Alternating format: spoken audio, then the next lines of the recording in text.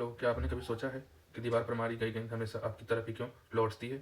ठीक इसी तरह लाइट भी खेलती है। चलिए जानते हैं रिफ्लेक्शन ऑफ लाइट का असली जादू।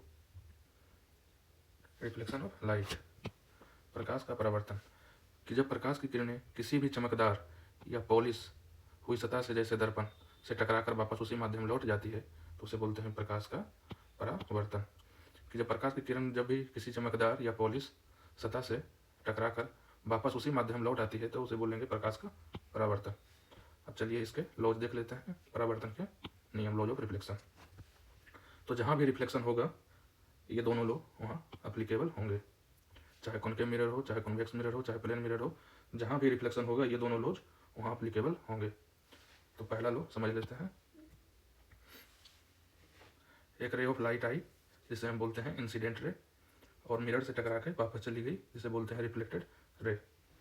और मिरर पे जहाँ लाइट आकर टकराती है उस जगह पे हम एक परपेंडिकुलर बनाएंगे जिसे नॉर्मल कहते हैं।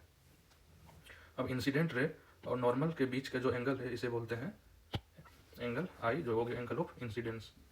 और रिफ्लेक्टेड रे और नॉर्मल के बीच का जो एंगल है ये एंगल आर हो गया एंगल ऑफ रिफ्लेक्शन, जो हो गया angle I is equal to angle R. अब दूसरा नियम देखते हैं कि आपतित किरण जो इंसिडेंट रे है, आपतन बिंदु पर अभिलंब नॉर्मल और परावर्तित किरण रिफ्लेक्टेड रे तीनों एक ही तल में होते हैं। कि जो इंसिडेंट रे है, जो रिफ्लेक्टेड रे है और नॉर्मल, ये तीनों एक प्लेन पे लाई करेंगे। धन्यवाद।